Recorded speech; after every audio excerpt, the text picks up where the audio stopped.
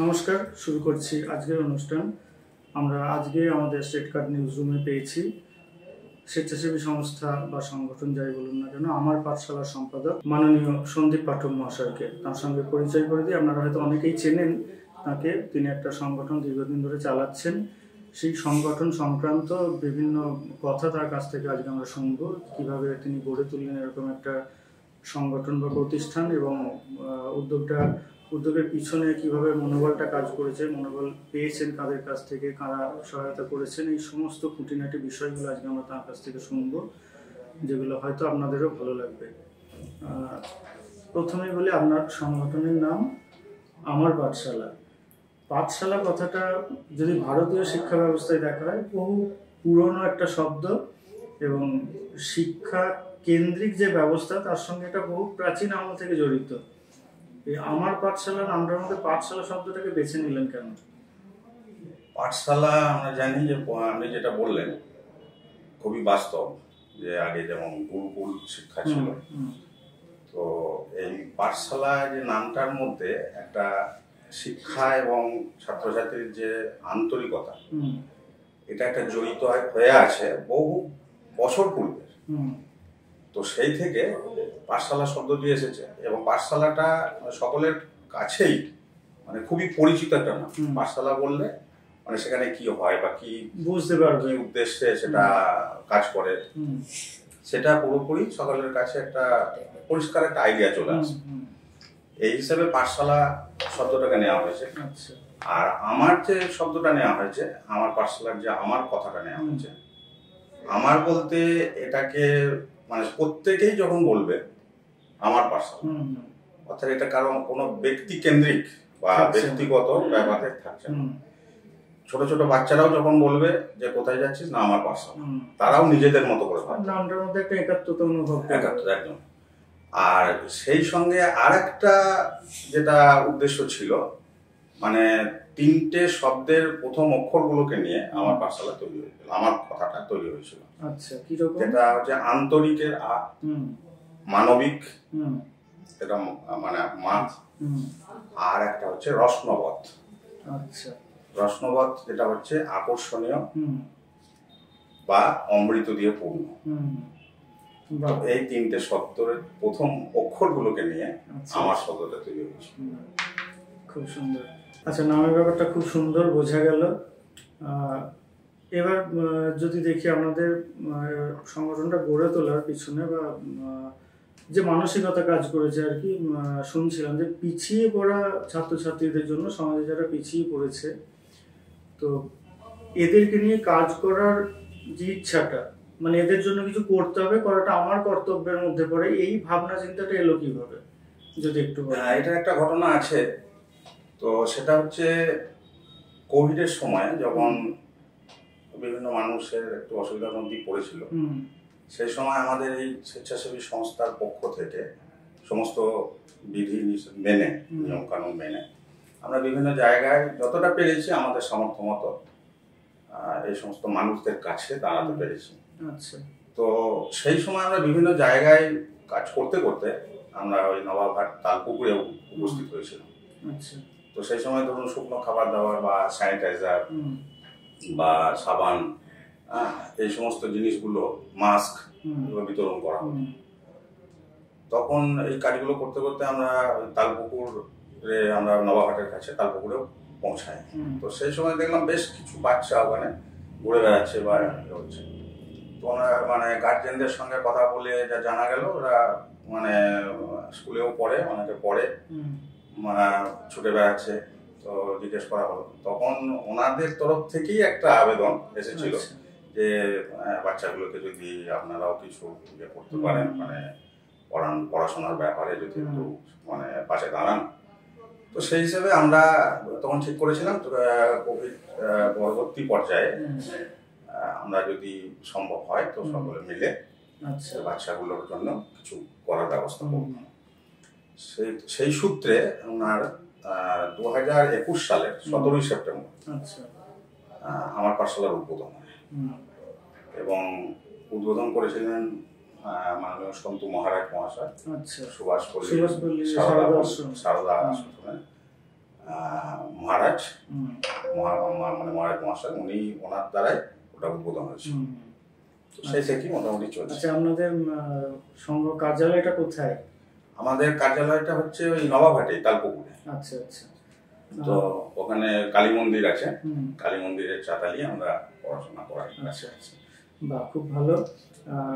আপনাদের সংগঠনটা যদি এখন বলি, মানে 21-এ তো শুরু হয়েছে আমরা জানলাম, এই পর্যন্ত কতজন সংগঠনের সঙ্গে সক্রিয়ভাবে যুক্ত আছেন? এখন সক্রিয় সদস্য বলতে আমাদের 15 জন আছেন। এছাড়াও বিভিন্ন মানুষ আমাদের পাশে থাকেন, সমাজে বিভিন্ন স্তরের মানুষ, তো যাদের কাছ থেকে আমরা বিভিন্ন রকম সহযোগিতা বলুন বা পরামর্শ, সুপরামর্শ, এগুলো আমরা পাই। আচ্ছা, এবং বিভিন্ন স্তরের মানুষ এটাকে অ্যাপ্রিসিয়েট করেছেন। আচ্ছা, কোনো একটা কিছু করতে গেলে, ধরুন শুধু স্বেচ্ছাসেবী সংগঠন বলে বলছি না, মানে বর্তমান পরিস্থিতিতে যে কোনো কিছু করতে গেলে অনেকগুলো বাধা অতিক্রম করে তবে সফলতার মুখ দেখা যায়। শুধু আজকে বলেন, এটা প্রাচীনকাল থেকেই হয়ে আসছে। তো আপনাদের এই ক্ষেত্রে কিরকম বাধা অতিক্রম করতে হয়েছে? সত্যি কথা বলতে কি, প্রথম থেকেই আমাদের সেভাবে কোনো বাধার সম্মুখীন হতে হয়নি। তার কারণ ওখানকার যে বাসিন্দাগণ যারা আছেন, তারা তো স্বতঃস্ফূর্তভাবেই আমাদের পাশে ছিলেন প্রথম থেকেই। আচ্ছা। এবং পারিপার্শ্বিক যে সমস্ত বিভিন্ন স্তরের মানুষজন, তারাও যখন এই ব্যাপারটাকে শুনলেন, তখন তারাও বিভিন্নভাবে তারা সহযোগিতার হাত বাড়িয়েছেন এবং পাশে থেকেছেন। আচ্ছা। তো আমরা এখনো পর্যন্ত কোনো রকম কোনো বাধার সম্মুখীন হই। বাহ, এটা শুনতেও ভালো লাগে, আনন্দের বিষয় একটা। এখন পর্যন্ত আপনাদের শিক্ষার্থী সংখ্যা কত? আমাদের এখন পর্যন্ত 50 জন মতো বাচ্চা আছে, 45 জন। মানে এই বছরের কথা? এই বছরে। আচ্ছা। তো 50 জন ছিল, তো এখন 45 জন মতো আছে। আর আরেকটা আমাদের যেটা ভালো প্রজেক্ট আরেকটা আসছে, খুব তাড়াতাড়ি শুভ উদ্বোধন হবে। সেটা হচ্ছে বয়স্ক সাক্ষরতার বিষয়। মানে ওখানেই যে গার্জিয়ানরা থাকেন, বয়স্ক মানুষজন আছেন, তাদের জন্যও আমাদের একটা পরিকল্পনা চলছে যে বয়স্ক সাক্ষরতা প্রোগ্রামটাও আমরা চালু করবো খুব শীঘ্রই। আচ্ছা, এটাও খুব ভালো জিনিস। অনেকেরই হয়তো প্রয়োজন থাকে কিন্তু বলতে পারে না ব্যাপারটা। অলরেডি আমাদের কাছে প্রায় 58 জন মতো নাম নথিভুক্ত করেছেন। আচ্ছা, না এটার ব্যাপার। আচ্ছা, এবং আমরা পরীক্ষামূলকভাবে এটাকে শুরুও করেছি। বাহ। আচ্ছা, এই যে ছোটদের যে শিক্ষা ব্যবস্থাটা, এটা 21 থেকে ধরুন শুরু হয়েছে আমরা জানতে পারলাম, কোন ক্লাস পর্যন্ত আপনারা করে থাকেন? আমরা এখন যেটা করি সেটা হচ্ছে ক্লাস 8 পর্যন্ত। আচ্ছা, তো সমস্ত বিষয়ে আলাদা আলাদা শিক্ষক দিয়ে পড়ানো হয় তো? মানে এটা জানতে চাইলাম, যারা শুনছেন তাদের অনেক কাজে লাগতে পারে ব্যাপারগুলো জানলে। 8ম শ্রেণী পর্যন্ত। আচ্ছা, আমরা স্কুল জীবনে যদি দেখি আর কি, সেখানে তো বর্তমানে স্কুল ছুট কথাটা খুবই জনপ্রিয় শব্দ, যদিও তার একটা খারাপ দিক আছে জনপ্রিয় হলেও। এবার এই সংখ্যাটা তো দিন দিন বাড়ছে। এখনই করোনার কথা বললেন, করোনার পর থেকে এই ধারাটা আরো বেড়ে গেছে। এবং এটাতে আবার অভিভাবকদের দোষ দেওয়ার কিছু নেই, কারণ অনেকেই তো আর্থিক দিক থেকে সীমাবদ্ধ, প্রত্যেকের ক্ষমতা। এবার এরকম একটা পরিস্থিতি চলে এসেছে আর কি, বিশেষত করোনার পর থেকে এটা বেশি লক্ষ্য করা যাচ্ছে যে পড়ে কি হবে, তার থেকে 2 পয়সা আনলে সংসারটা ভালোভাবে চলবে, এই করে অনেকেই দেখা যাচ্ছে ছেলে মেয়েদেরকে কাজে লাগিয়ে দিচ্ছে, যথারীতি স্কুল ছুট বাড়ছে। আপনাদের ক্ষেত্রেও কি এই সমস্যাটা বড় হয়ে দেখা দিচ্ছে, না এটাকে সামলাতে পারছে? না, আমাদের মোটামুটি যে সমস্ত বাচ্চারা থাকে তারা কিন্তু সবাই কন্টিনিউই করে। আচ্ছা, এখান থেকে কিন্তু স্কুল ছুটের কোনো ব্যাপারটা থাকে না। আর একটা যে আপনি বার্নিং ইস্যুটা তুললেন স্কুল ছুটের ব্যাপারে, তো এটাকে মানে ওভারকাম করার জন্য সরকারি স্তরে বিভিন্নভাবে চেষ্টা করা হচ্ছে। তাদেরকে তাদের দরকার হলে তাদের বাড়িতে গিয়ে কেন, মানে কি কারণটা জানা, এবং সেটা যাতে সুরাহা করা যায়, তো সেই ব্যবস্থাগুলো সরকারিভাবে বিভিন্নভাবে চেষ্টা হচ্ছে। এবং আমরাও এটার একটা পরিকল্পনা করে থাকি যে যাতে স্কুল ছুটটা না হয় এবং কোনো বাচ্চাই যাতে স্কুলের বাইরে না থাকে, সেই বাচ্চারা যাতে স্কুলে ভর্তি হয়। তো এইটার মাধ্যমে আমাদের যে বিনামূল্যে পাঠদান কর্মসূচি চলে, বা তার সঙ্গে ধরুন আরো বেশ কিছু কর্মসূচি আমরা আমার পাঠশালার পক্ষ থেকে গ্রহণ করে থাকি। যেমন ধরুন দুর্গোৎসবের আগে ওই বাচ্চাদের প্রত্যেককে আমরা নতুন জামা কাপড় প্রদান করি। তার সঙ্গে ধরুন শীতের পোশাক, এটা বিভিন্ন জায়গাতেও আমরা দিয়ে থাকি। তো সেটা বাচ্চাদের ক্ষেত্রে ধরুন সোয়েটার বা জ্যাকেট, বা বয়স্কদের ক্ষেত্রে কম্বল বিতরণ, এই কর্মসূচিগুলো করা হয়। তার মধ্যে বৃক্ষরোপণ কর্মসূচি থাকে, বিভিন্ন ধরনের কর্মসূচি করা হয়। আর তারপরে health check up, free health check up, health camp করা হয়। এবং শুধু হেলথ ক্যাম্প করা ব্যাপারটা নয়, যদি ডাক্তারবাবুরা এসে কোনো ওষুধ রেফার করেন, সেই ক্ষেত্রে আমাদের এই সংস্থা থেকে আমরা তাদের হাতে সেই ওষুধগুলো তুলে দিই। তো এই ব্যাপারগুলো আমরা এর সঙ্গে সঙ্গে চালিয়ে যাচ্ছি। তো এটা আমরা এই ব্যাপারটা নিয়েও একটা প্রচারে থাকি সারা বছরই, যাতে কোনো বাচ্চা স্কুলের বাইরে না থাকে, এবং পড়তে পড়তে স্কুলগুলোতেও পড়তে পড়তে যাতে বাচ্চারা স্কুল ছুটটা না হয়, ড্রপ আউট যেটাকে বলা হয়। তো সরকারি বিভিন্ন প্রকল্পের সুযোগ সুবিধা সম্বন্ধে তাদেরকে জানানো হয়, গার্জিয়ানদের জানানো হয়। এই জিনিসগুলো আমরা করি। আচ্ছা, এই পড়াশোনার পাশাপাশি আরো যেসব সৃজনমূলক দিকগুলো আছে আর কি, সৃজনাত্মক দিকগুলো, সেগুলো কি আপনারা করে থাকেন? মানে আঁকা, গান, নৃত্য, খেলাধুলো, আবৃত্তি, গান, তারপরে অঙ্কন, এগুলো চলে। আচ্ছা আচ্ছা আচ্ছা, এই টোটাল বিষয়টার জন্য তো একটা বড় ধরুন আর্থিক সচ্ছলতার দরকার। মানে আমি সংগঠনের কথা বলছি, সেটাই যারা আমাদের সক্রিয় সদস্য বললেন, তারাই কি গোটাটা বহন করেন, নাকি সমাজের কোনো বিশিষ্ট মানুষ বা কোনো আরো বৃহত্তর সংগঠন যারা তাদের কাছ থেকে কোনো অনুদান ইতিপূর্বে পেয়েছেন? না, সেটা ব্যাপারটা হচ্ছে আমাদের যে সদস্যরা আছেন তারাই মূলত বিভিন্ন ভাবে কন্ট্রিবিউট করেন। আচ্ছা, সেই সঙ্গে এই যে পুজোর আগে যে ড্রেস বিতরণ বলুন বা কম্বল বিতরণ, এই সময় সমাজের অন্যান্য মানুষজন, বিভিন্ন স্তরের মানুষজন, তারাও কিন্তু সহযোগিতার হাত আমাদের সঙ্গে বাড়িয়ে দেন। আচ্ছা, তো এইভাবে সম্মিলিত প্রয়াসে চলে। আচ্ছা, আপনার সম্পর্কে তো কিছু তথ্য আমাদের আগে জোগাড় করতে হয় আর কি, এখানে বসার আগে। তো আমরা জেনেছি আপনি নিজে একজন স্কুল শিক্ষক। এবার বর্তমানে স্কুল শিক্ষকতার সঙ্গে যুক্ত থাকাটা খুবই একটা চাপের কাজ। মানে এখন পরীক্ষা ব্যবস্থাটা তো আগের মতো নেই, বছরে অনেকগুলো পরীক্ষা, সেই সমস্ত খাতা দেখা, তার সঙ্গে আনুষঙ্গিক আরো কিছু কাজকর্ম থাকে। ওই দিকটা সামলে এই দিকটায় কতটা সময় দিতে পারেন, বা এই নিয়ে কি কখনো মনে হয় যে খুব সমস্যা হয়ে যাচ্ছে, এদিকে না এলেই ভালো হতো? না, ব্যাপারটা সত্যি খুব ভালো লাগে। কেন কি, এই যে কাজগুলো, এই কাজগুলোর মধ্যে না ঢুকলে বোঝা যায় না এর মধ্যে কতটা আনন্দ আছে। আর আমরা যে ক্লাসটা করি সেটা হচ্ছে আপনার ছুটির দিন, রবিবার বা ছুটির দিন, এইগুলোতে। সেজন্য ওখানে আমার কোনো অসুবিধা কিছু হয় না, বা আমাদের আরো যারা আছেন সদস্যা, তাদের ক্ষেত্রেও কোনো প্রবলেম হয় না। রবিবার বা ছুটির দিন এইগুলো চলে। আচ্ছা আচ্ছা, আমাদের যারা পড়ান, যে সমস্ত শিক্ষকেরা আছেন, তারা কি ওই যে আপনাদের সদস্য যারা বলেন, তারাই নাকি আলাদা করে কোনো শিক্ষককে নিযুক্ত? না, আমাদের এই সদস্যের মধ্যে আমাদের ম্যাক্সিমামই স্কুল শিক্ষক আছেন। আচ্ছা আচ্ছা, তো তারাই পড়ানোর কাজটা করেন। আচ্ছা, আর এর সঙ্গে আমাদের আর একটা প্রকল্প চলে, যেটা বাচ্চাদের পুষ্টির দিকটা বিবেচনা করে। আচ্ছা, তো মাসে একটা করে আমরা পুষ্টিকর খাবার, মৌসুমী ফল, লাড্ডু, মিষ্টান্ন, এগুলো বিতরণ করি।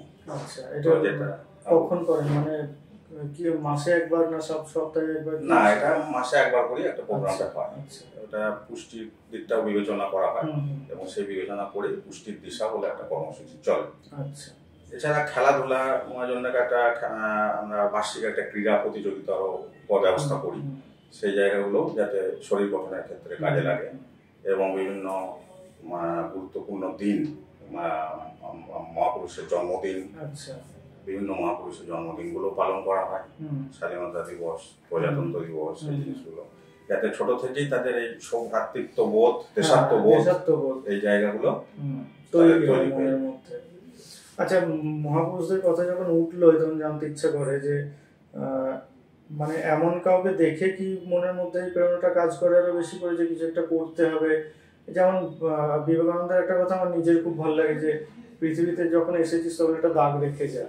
মানে এরকম কি কোনো মনীষী বা তার কোনো একটা বাণী বা অনেকের কিছু কথা, এগুলো কি কোথাও একটা মনের মধ্যে কাজ করে? একদমই সত্যি কথা বলেছেন, খুব ভালো কোশ্চেন করেছেন। তো একটা তো অনুপ্রেরণা পেতেই হয়। আমরা এই যে প্রথমেই বললাম যে সারদা আশ্রমের মহারাজ সন্ত মহারাজের দ্বারা এটা উদ্বোধন হয়েছিল। স্বামী বিবেকানন্দের যে উক্তি, বহুরূপে সম্মুখে তোমার ছাড়ি কোথা বুঝিছ ঈশ্বর, জীবে প্রেম করে যেই জন সেই জন সে বিচ্ছেদ। তো আমরা স্বামী বিবেকানন্দের যে ভাবাদর্শ, এই ভাবাদর্শে অনুপ্রাণিত হয়েছিলাম। তো সেখান থেকেও আমরা কিছুটা অনুপ্রাণিত হয়েছি। আচ্ছা, বাহ, খুব ভালো লাগছে শুনে। আচ্ছা, আপনি নিজে আবৃত্তি করেন শুনেছি, তো আমরা চেষ্টা করবো আপনার একটা শুনতে, সেটা দিয়েই শেষ করব।